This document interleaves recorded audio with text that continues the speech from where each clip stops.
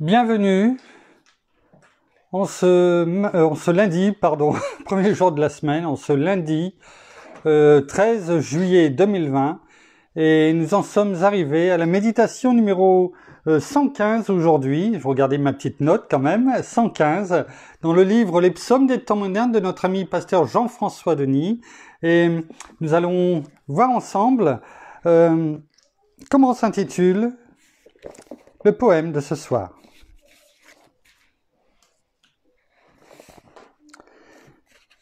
Ce qu'il déclare et ce qu'il dit, toujours il l'accomplit.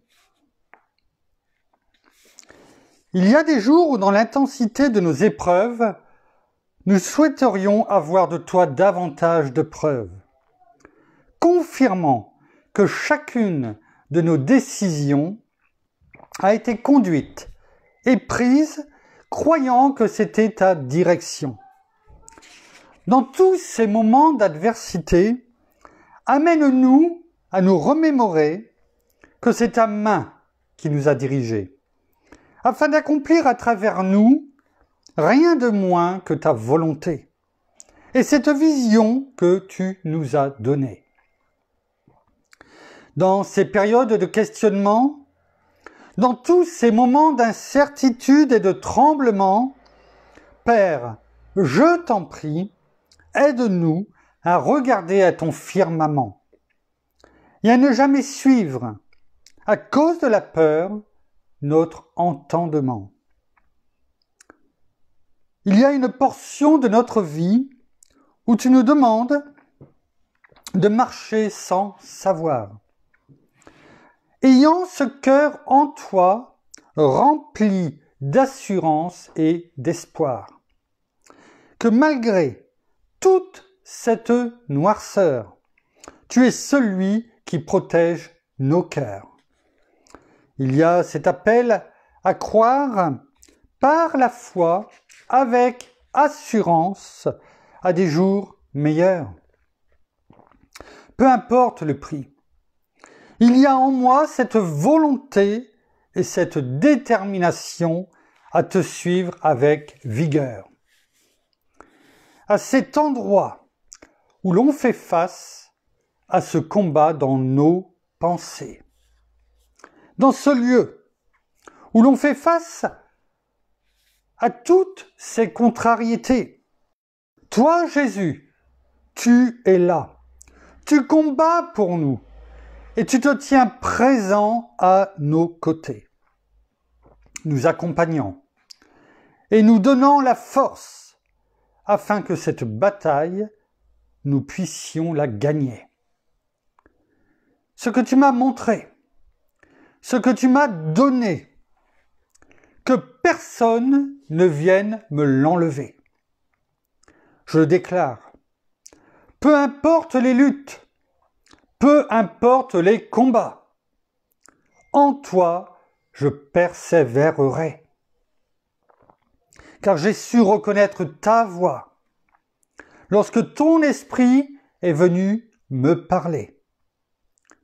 C'est pourquoi, par la foi, avec assurance, je continuerai d'avancer. Je vous encourage à faire de même dans vos vies, à travers ce que Dieu vous a dit, par la bouche de son esprit. Car ce qu'il déclare et ce qu'il dit, toujours il l'accomplit. Et c'est pour cela, aujourd'hui, que je lui dis merci. Merci Père, merci Seigneur, merci bien-aimé Saint-Esprit. Une fois de plus pour ce poème dont tu as oint pasteur Jean-François il y a un certain temps, et qui aujourd'hui fait écho dans chacune de nos vies. Conduis-nous, bien-aimé Saint-Esprit, dans le nom de Jésus, à ce que nous soyons toujours attentifs à ta parole et que nous nous laissions, tout en faisant notre part, conduire sur ce chemin certes étroit, mais ô combien plus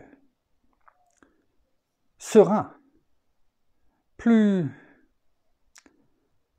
comment dirais-je,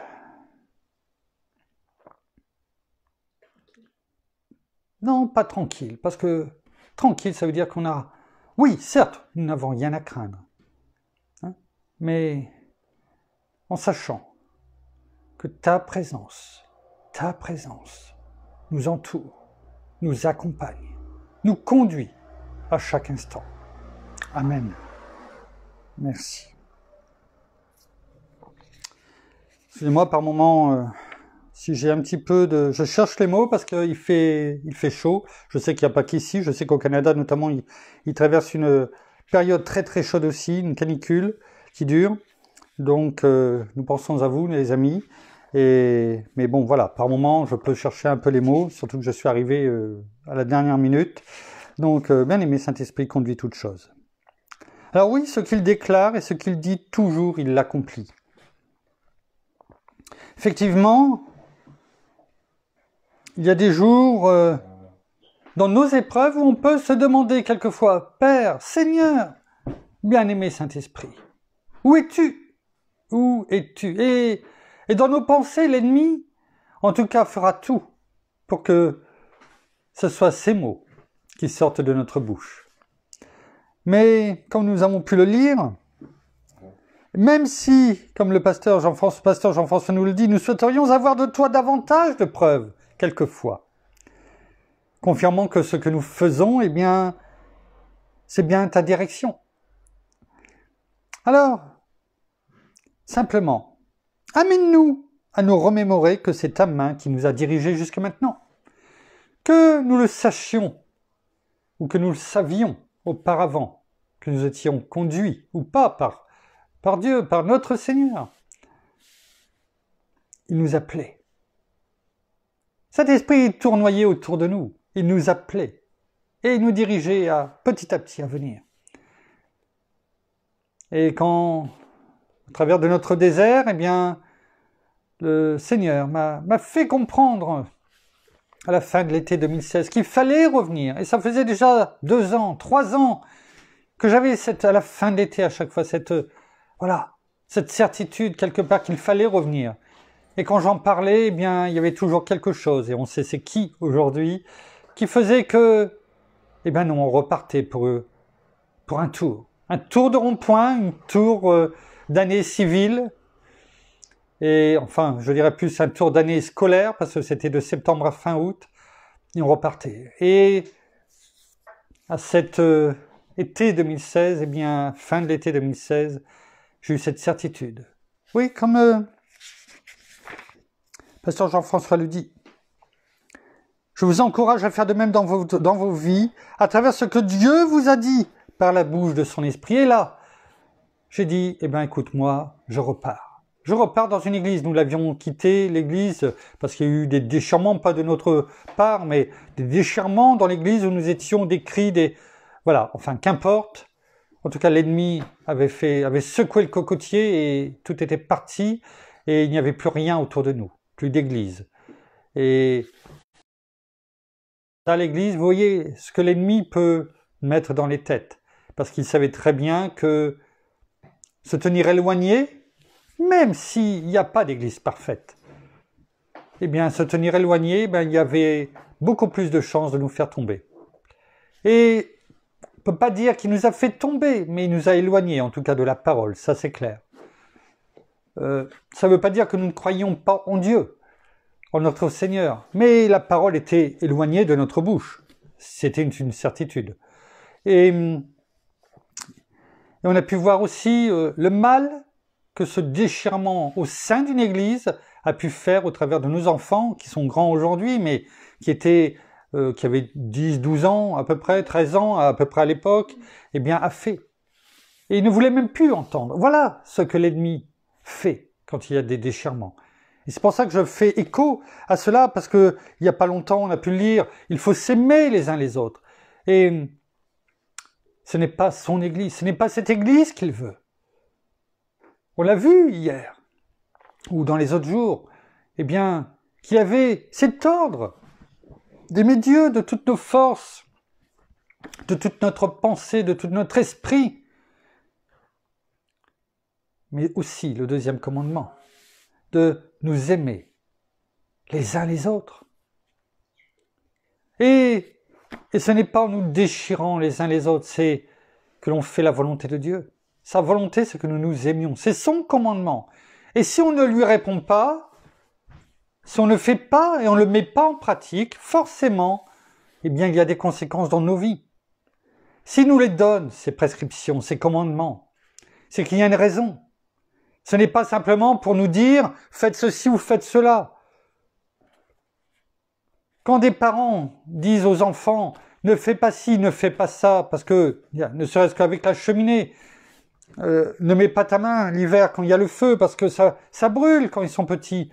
Eh bien, on leur dit pas pour le faire plaisir, on leur dit parce que il y a une conséquence s'ils n'écoutent pas.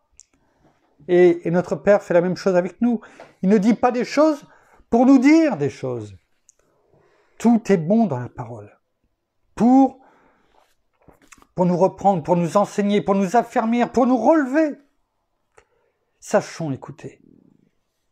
L'ennemi voudra toujours dans nos pensées nous éloigner de la parole, de la prière, de l'amour que l'on a envers les uns les autres. C'est son rôle, c'est son métier, on peut dire, et il le fait très bien, malheureusement, depuis des millénaires. Mais n'oublions pas que notre Seigneur Jésus a vaincu le monde, il a vaincu l'ennemi, il l'a mis sur la place publique, il l'a cloué à la croix avec nous, et oui, il n'a pas fait ça pour rien. À la croix, au moment où on lui clouait les mains, eh bien, il savait. Il savait qu'il le faisait pour nous. Nous qui sommes ces perles d'un grand prix. Quelque part, il les voyait. Il les serrait. Et il savait qu'il le faisait pour toi, pour moi. Alors nous sommes importants à ses yeux. Nous sommes importants. L'ennemi le sait, et il veut notre perte, mais celui qui vit en nous est plus grand que celui qui vit dans le monde. Proclamons la parole, je vous l'ai déjà dit, proclamons la parole de Dieu. Parce que déjà, proclamer la parole, l'esprit de Dieu en nous, notre bien-aimé Saint-Esprit, s'active. Il s'active à la parole de Dieu, comme dans les premiers versets de la Genèse, que la lumière soit et la lumière fut. C'est dans la parole de Dieu que notre bien-aimé Saint-Esprit a fait les choses. Il fait les choses quand on proclame la parole de Dieu. Les anges, on en a parlé, bougent parce qu'ils écoutent et ils répondent à la parole de Dieu. Non pas parce que nous leur disons quelque chose. Parce qu'on déclare la parole de Dieu. Et là, ils se mettent en route. Alors, l'ennemi le sait. Et ce qu'il veut, c'est que nous ne déclarions pas la parole de Dieu. Parce que là, il est vaincu. Parce qu'il sait et il faut lui rappeler qu'il a déjà été vaincu. Et à qui nous appartenons et qui nous sommes. Nous ne sommes pas rien, nous sommes enfants de Dieu. Et il est bon de faire ce que Dieu vous a montré par son esprit. Je suis persuadé qu'à chacun d'entre nous, il nous a montré quelque chose. Alors oui, peut-être que quelquefois ça nous paraît aujourd'hui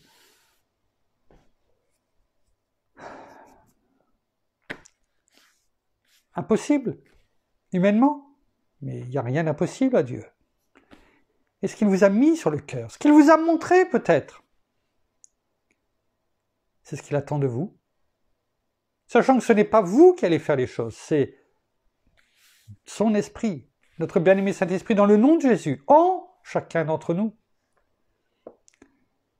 Rappelons-le. Rappelons-nous que ce n'est pas nous. Nous, on fait notre part. Par la foi, comme nous avons parlé hier, on applique et on met en pratique la parole et ce qui nous a été montré. Le reste, c'est pas notre part. Et si chaque enfant de Dieu comprenait ce message, et le mettez en pratique, eh bien, je peux vous garantir qu'en une année, eh bien, il y en aurait des millions d'âmes de sauvées. Alors, Père, dans le nom de Jésus, par ton esprit, notre bien-aimé Saint-Esprit, mets en nous ce fardeau, oui, sur notre cœur pour les âmes perdues. Arrêtons simplement de vouloir vivre entre nous. Il est bon pour les frères de demeurer ensemble, dit la parole. Oui, c'est pas ce que je dis. Mais ne nous réjouissons pas simplement de partager un bon moment de louange, de parole, avec un bon repas à la clé, en ayant ainsi bonne conscience du travail rempli. Parce que le travail n'est pas rempli. C'est bien, il faut le faire. Mais la parole n'est pas là pour que l'on passe des bons moments. En tout cas, pas que cela. La parole est là, la parole de Dieu est là pour que des âmes soient sauvées. Et c'est la priorité principale de Dieu, qu'une multitude d'âmes soient sauvées. C'est cela le plus important. Alors, que nous persévérions et que ce que tu nous as montré, ce que tu nous as donné, en vision, en songe, en ravissement peut-être pour certains, en paroles de sagesse, de connaissance, eh bien que personne ne vienne nous l'enlever. Encore moins l'ennemi qui essaie de nous combattre dans nos pensées.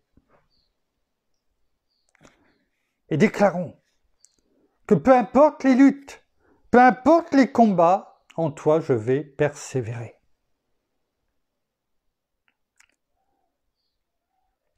Ayons ce courage d'affronter, oui, peut-être des difficultés.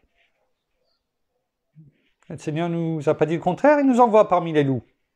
Donc s'il nous envoie parmi les loups, c'est que nous risquons d'avoir par moments des difficultés. Mais il est là, à nos côtés. Il nous donne toute la puissance nécessaire, il nous l'a donnée, on le sait. On le voit dans Matthieu 16, verset 19, dans Matthieu 18, verset 18 à 20, dans Luc, chapitre 10, verset 16 à 20, dans Jean, chapitre 14, verset 12 à 15 notamment. Toute cette puissance qu'il nous donne et qui nous permet, et dans lequel il nous a envoyés en tant qu'ambassadeurs de Christ sur la terre. Ne soyons pas ce sel qui perd de sa saveur et qui est foulé aux pieds.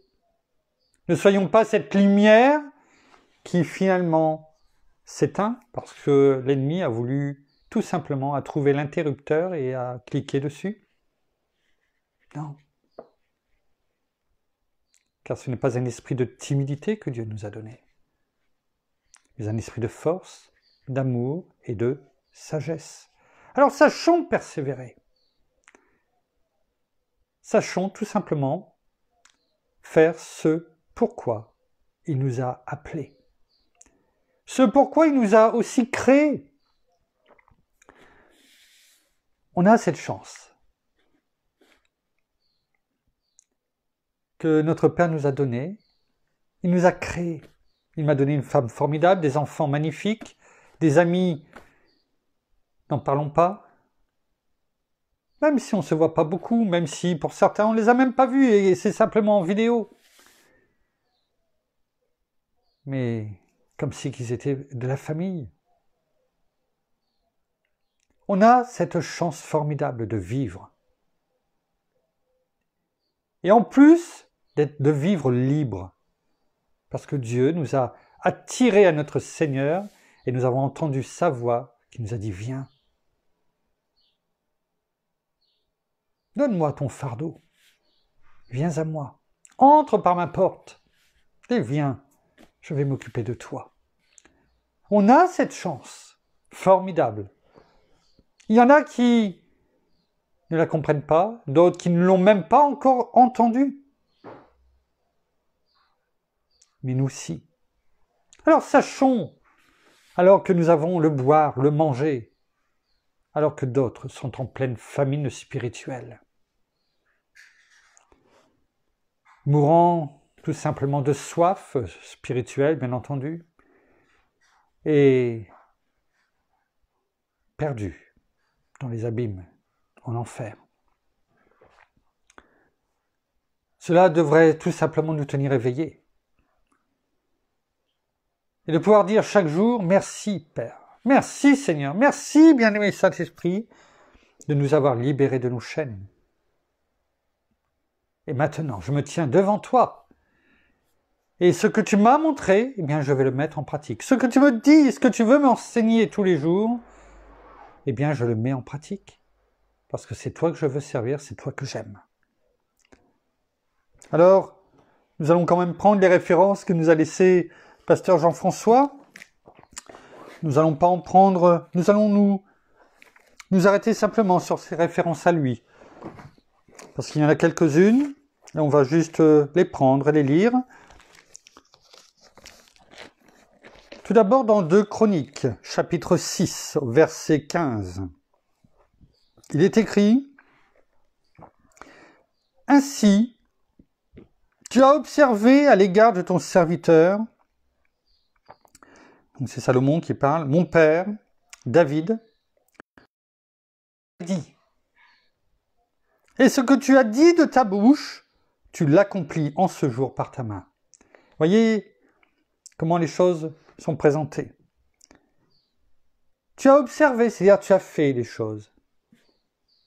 À l'égard de qui? De moi, Salomon, c'est ce qu'il dit, de ton serviteur. À l'égard de ton serviteur, mon père David. Mais c'est Salomon qui parle. Ce que tu lui avais dit, rappelez-vous, Dieu dit toujours ce qu'il va faire. Et il fait ce qu'il a dit. Vous m'avez déjà entendu le dire. Et c'est ce que nous devons faire. Nous devons calquer nos vies sur cela. On dit ce que l'on fait et on fait ce que l'on dit. C'est-à-dire qu'en fait, on tient parole. Il n'y a pas besoin d'écrit avec Dieu. Tous les écrits sont dans sa parole. Ils sont devant nous. Il suffit d'ouvrir la Bible. Il l'a signé avec le sang de notre Seigneur Jésus-Christ. Et donc là, on le voit, ce qu'il a dit de ta bouche, ce que tu as dit de ta bouche, ce que Dieu a dit, l'Éternel, à David, eh bien, tu l'accomplis en ce jour par ta main. Il dit, il fait. Que la lumière soit, et la lumière fut. Et c'est ce qu'il fait dans nos vies. Lorsque nous sommes dans les ténèbres, eh bien, on déclare et on proclame la parole. Tu as dit que tu nous gardais, que tu mettais ta muraille de feu autour de nous, que nous étions et tu nous as donné les armes pour cela, que nous n'avons pas à être dans la crainte, sois sans crainte, car je suis avec toi. Ne promène pas des regards inquiets, car je suis ton Dieu, je te fortifie, je viens à ton secours, je te soutiens de ma droite triomphante. Alors, je te le rappelle, Père, dans le nom de Jésus. Et ce qu'il dit, il le fait. En revanche, ce qu'il nous dit aussi, et rappelons-nous, dans Job, chapitre 3, versets 28 et 29, je crois, si je ne me trompe pas, ce que je redoute, c'est ce qui m'arrive. Et ce qui me fait peur. Ce que je redoute, c'est ce qui m'arrive, et ce qui me fait peur, ce qui me fait peur, c'est ce qui m'arrive, ce que je redoute, c'est ce qui m'atteint, pardon. Je n'ai ni calme, ni tranquillité, ni repos, et c'est l'agitation qui survient. Alors il nous dit, de ta bouche, proclame la parole, et je te dis quelque part ce qu'il ne faut pas proclamer. La peur, la crainte. C'est pourquoi il nous dit, sois sans crainte. 365 fois dans la parole, est-ce qu'il paraît? Je ne vais pas compter. Une fois par jour. Il n'y a jamais de hasard avec Dieu. Vous voyez? C'est ça qui est important. Ce que l'on proclame de notre bouche, bien c'est ce qui nous arrive. Alors déclarons et proclamons les choses de la parole de Dieu, les choses positives, ce qu'il nous dit, parce que ce que nous proclamons de notre bouche, comme Dieu l'a dit, eh bien, il l'accomplit de sa main. Dans Hébreux, chapitre 6, Hébreux, chapitre 6, versets 13 à 18. On l'a déjà médité. On va le lire quand même pour rappel, mais on l'a déjà médité. On ne va pas y passer trop de temps. Mais juste le lire, ne serait-ce que pour s'en souvenir. En effet, comme Dieu, en faisant la promesse à Abraham, ne pouvait jurer par un plus grand que lui, il jura par lui-même. Il n'y a personne qui est plus grand que Dieu. Et donc à Abraham, pour lui faire comprendre que ce qu'il a dit, il va le faire, eh bien il a juré par lui-même. Non pas par Abraham, mais par Dieu lui-même. En disant, certainement, je te comblerai de bénédictions et je multiplierai ta descendance. Voilà ce qu'il lui a dit. Il était âgé. Et il n'avait pas d'enfant. Et pourtant, voilà ce que Dieu a dit. Et c'est ainsi qu'après avoir patiemment attendu, Abraham obtint ce qui lui avait été promis. Soyons patients. Ça ne veut pas dire qu'il n'avait pas été béni, qu'il n'était pas, que Dieu s'était retiré de lui, c'est pas ça. Mais il a fallu, dans ce domaine, qu'il soit patient. Et peut-être que nous aussi, nous avons besoin d'apprendre la patience dans certains domaines de notre vie. Mais cela ne veut pas dire que pour autant, nous ne sommes pas bénis dans d'autres domaines. Comprenez la nuance? Car les hommes jurent par ce qui est plus grand qu'eux. Et le serment, en confirmant leur parole, met un terme à toute contestation. En ce sens, Dieu voulant donner aux héritiers de la promesse. Les héritiers de la promesse, c'est qui? C'est la descendance d'Abraham.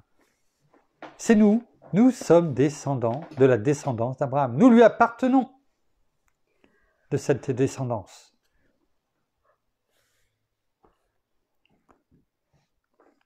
Une preuve supplémentaire du caractère immuable, c'est-à-dire qu'il ne change pas de sa décision, intervint par un serment. Sa promesse et son serment. Immuable. C'est-à-dire que ce qu'il a dit à Abraham, ça n'a pas changé. Ses promesses et son serment sont les mêmes pour nous aujourd'hui que pour Abraham.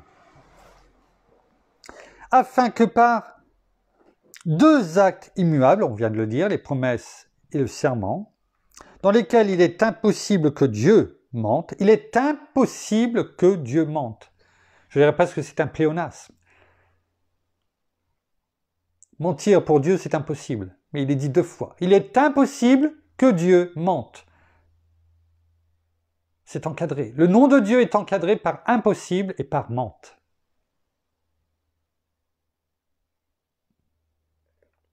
Nous ayons un puissant encouragement, non pas un encouragement tout simple, un puissant. Pourquoi? Parce que nous savons que Dieu fait toujours ce qu'il dit. Et en plus, il a juré par lui-même, par serment, immuable. Nous dont le seul refuge a été de saisir l'espérance qui nous était proposée. Hébreux 11, 1, on ne va pas le reprendre, on l'a dit hier, donc on ne va pas méditer dessus, on reprend peut-être juste le dire. Or, la foi, c'est la ferme assurance. C'est-à-dire que notre assurance, on est sûr que s'il arrive quoi que ce soit, la parole de Dieu s'applique. On la déclare et elle s'applique. Ça, c'est une assurance tout risque.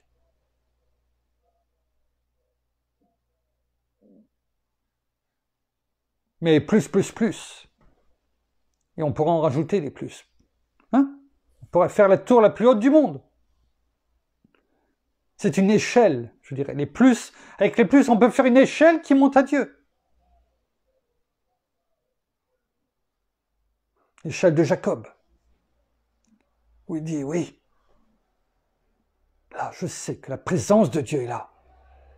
C'est ça notre assurance, la ferme assurance des choses qu'on espère, la démonstration de celles qu'on ne voit pas. On ne le voit pas, parce que déjà on ne connaît pas notre avenir, il est dans ses mains divines, dans les mains divines, mais on sait. On sait qu'elles sont notre vie est entre de bonnes mains. Dans Nombre, oh j'aime ce verset. Dans Nombre, je ne sais pas si... On peut me passer le téléphone? Je voudrais regarder s'il y a dans d'autres versions. Ça serait gentil, merci. Dans Nombre, chapitre 23, verset 19. Non, merci. Nombre, chapitre 23, verset 19. On va regarder Nombre, chapitre 3. Pardon? Oui, Nombre, chapitre 23. Nombre. Alors, Nombre, chapitre 23. Pardon. Verset 19.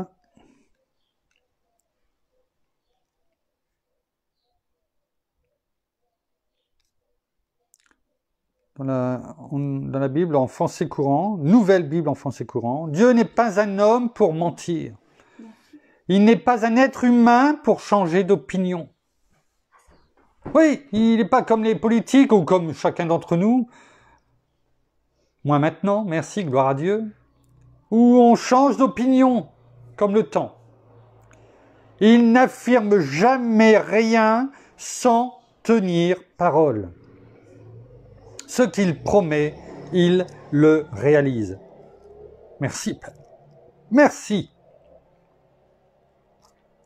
En parole de vie, dans la Bible, parole de vie, il est écrit « Dieu n'est pas un homme, il ne ment pas ». Vous voyez, ça confirme ce qu'on vient de lire. Le serment de Dieu. Impossible pour Dieu de mentir. Dieu n'est pas un homme, il ne ment pas. Il n'est pas un être humain. Il ne change pas d'avis. Quand il dit quelque chose, il le réalise. Quand il fait une promesse, il la tient. Sachons méditer, apprendre par cœur même, selon la version que vous voulez, qu'importe. Eh bien, apprenons par cœur cela et appliquons-le à notre vie. Tenons nos promesses.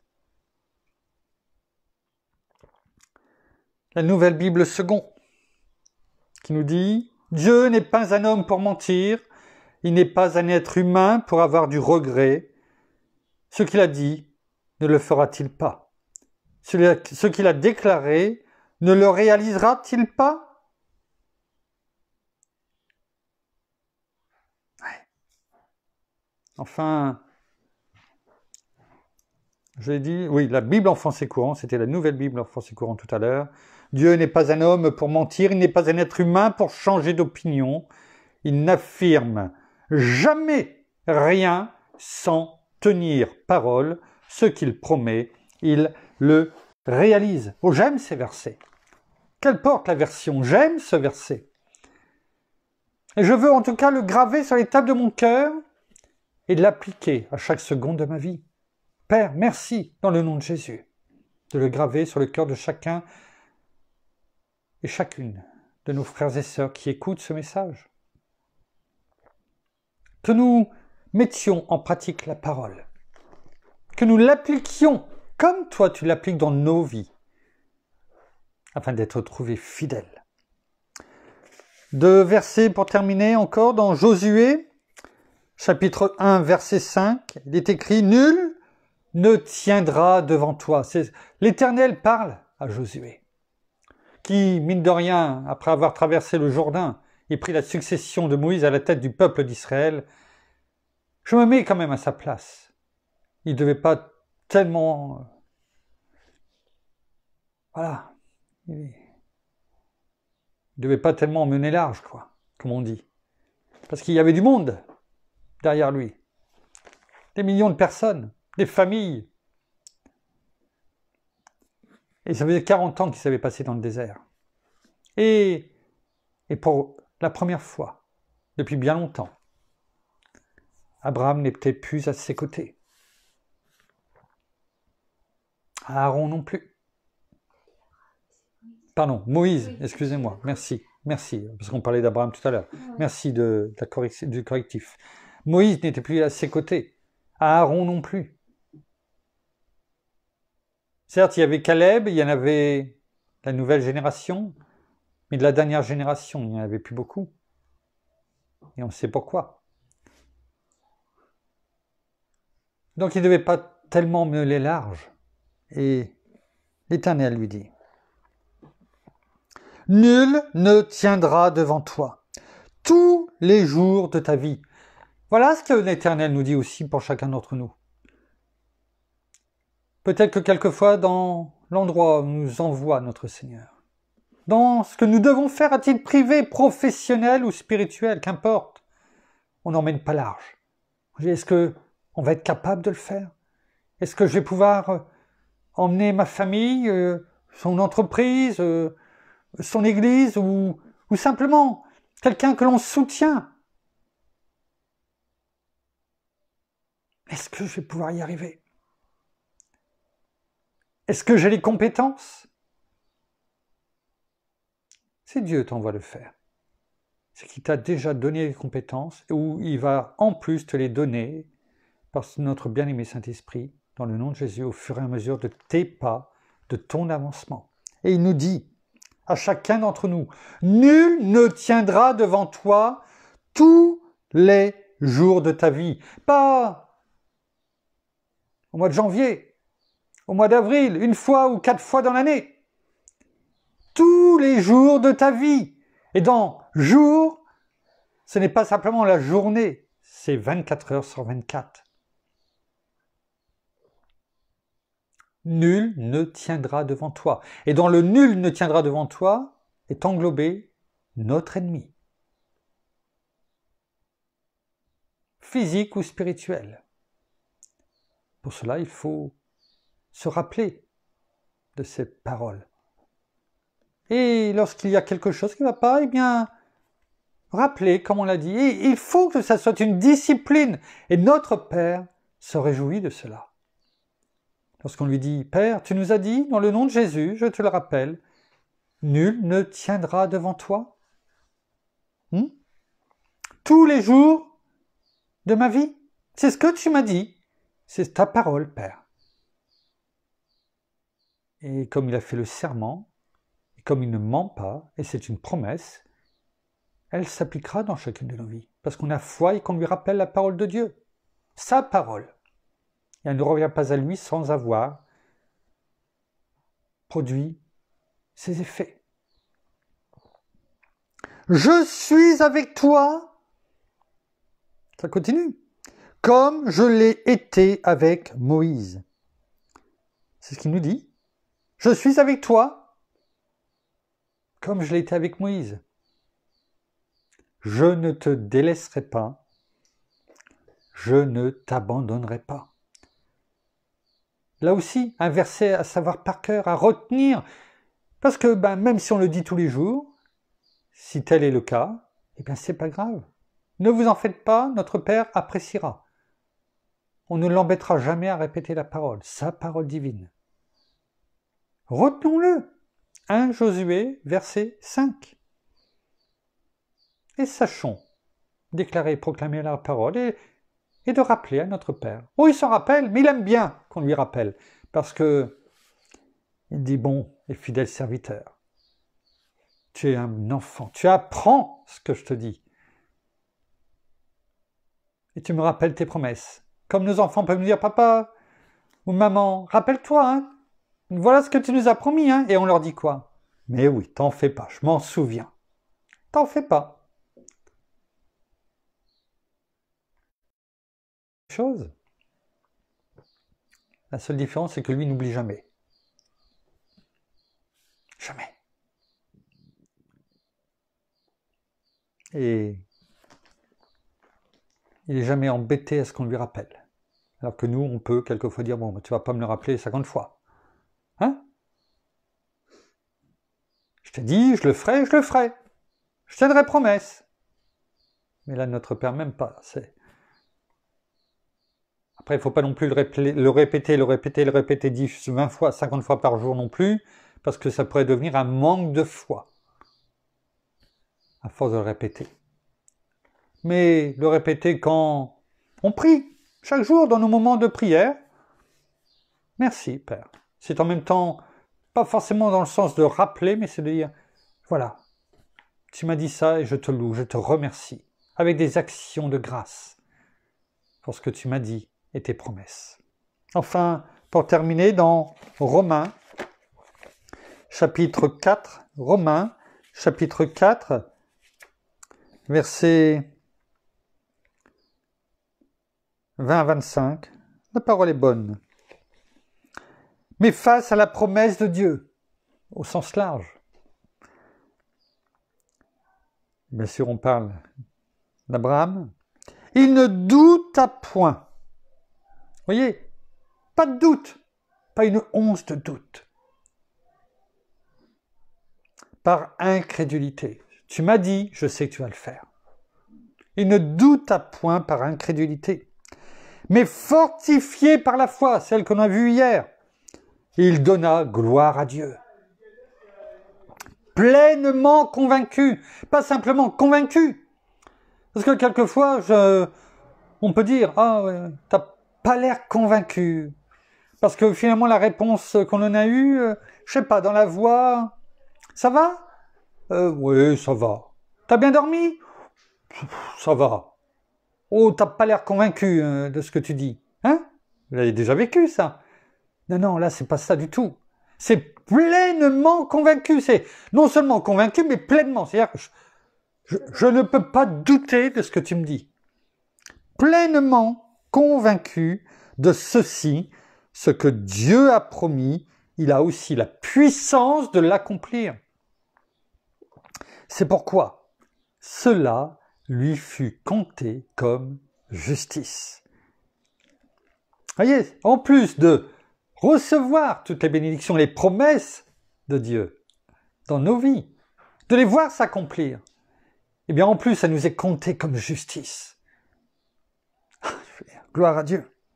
Mais ce n'est pas à cause de lui seul qu'il est écrit « Cela lui fut compté ».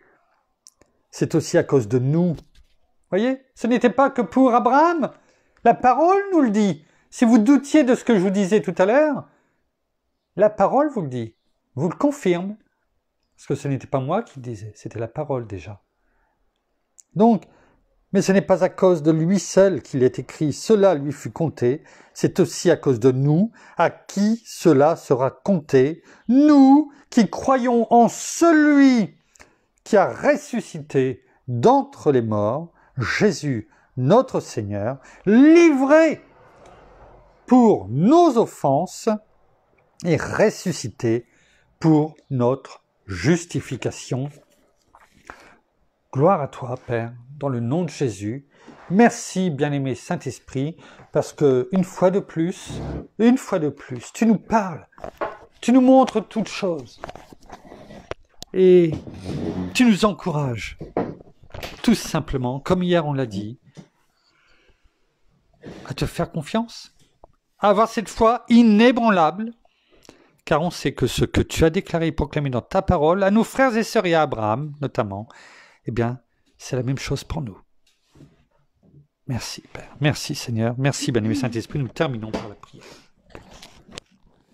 Merci, Seigneur, encore ce soir pour cet enseignement. Merci encore parce que tu nous révèles la parole, Seigneur, et merci pour tout ce que tu agis, pour tout ce que tu mets dans nos vies, pour tes bénédictions. Merci parce que tu es là et tu nous accompagnes à chaque moment de nos vies. Tu nous gardes, tu nous protèges. Tu es là devant, tu es cette main tendue, tu es notre rocher, notre joie. Tu es la pierre sur laquelle nous pouvons nous appuyer, nous pouvons nous reposer. Alors oui, merci Seigneur pour tout cela, pour tes interventions. Merci encore pour ta grâce et tes bénédictions. Oui, Père, aussi, eh bien, merci encore de tout ce que tu fais aussi pour chacun d'entre nous. Merci aussi pour ta puissance. Merci aussi parce que tu ne mens pas. Tu es la vérité. Merci pour tous ces biens que tu mets, tout ce que tu dis, toutes ces promesses, tout ce que tu as dit, tu as le pouvoir de l'accomplir. Oui, tu accomplis toutes choses dans nos vies. C'est aussi à nous de venir à toi, de nous laisser guider, parce que tu nous as fait des promesses. Tu as une destinée pour chacun d'entre nous. C'est aussi à nous de la chercher et de la vivre jour après jour avec toi. D'obéir, bien sûr, à tes commandements afin de toujours marcher sur la même voie, afin que nous soyons justifiés, afin que nous soyons, oui, dans la justification. Que nous soyons rendus justes pour tout ce que nous faisons, non pas pour nous, pour notre gloire, mais simplement pour ton nom, afin que toi, tu sois glorifié pour tout, de par le monde, de par les personnes aussi que nous connaissons. N'ayons pas honte de témoigner, n'ayons pas honte de parler de toi. Simplement en invoquant ton nom, Seigneur Jésus, tout simplement, en apportant cette bonne nouvelle, simplement en révélant la parole et en étant conduit par notre bien-aimé Saint-Esprit. Alors oui, soyons justes aussi, soyons dans la vérité, dans la justice et dans l'amour, dans le nom de Jésus. Amen. Merci. Voilà, ainsi s'achève la méditation de ce soir. Nous vous aimons tendrement, nous vous bénissons de toutes les bénédictions spirituelles dans les lieux célestes en Christ. Soyez richement bénis en tout cas de tout ce que nous avons, cette chance formidable d'avoir ces méditations chaque jour qui nous sont données, qui nous sont vraiment apportées par notre bien-aimé Saint-Esprit dans le nom de Jésus. Je ne suis qu'un instrument, comme dirait Pasteur Jean-François, je suis ses cordes vocales, je suis sa trompette, mais en aucun cas je me prends quoi que ce soit pour moi. En tout cas, je sais que c'est notre Père, c'est notre Seigneur et notre bien-aimé Saint-Esprit qui agissent, et à eux toute la gloire. En tout cas, de toute façon, ça c'est une certitude. En tout cas, nous vous souhaitons une très très bonne soirée. Nous saluons tous nos amis là-bas outre-Atlantique. En tout cas, nous vous aimons. Prenez soin de vous dans cette chaleur. Et en tout cas, nous vous donnons rendez-vous demain au même endroit et à la même heure. À demain, qui est férié chez nous, 14 juillet. Ah oui, alors peut-être que demain ça peut peut-être changer, on verra. Bon, enfin, je vous tiens au courant. En tout cas, soyez bénis et à demain. Au revoir.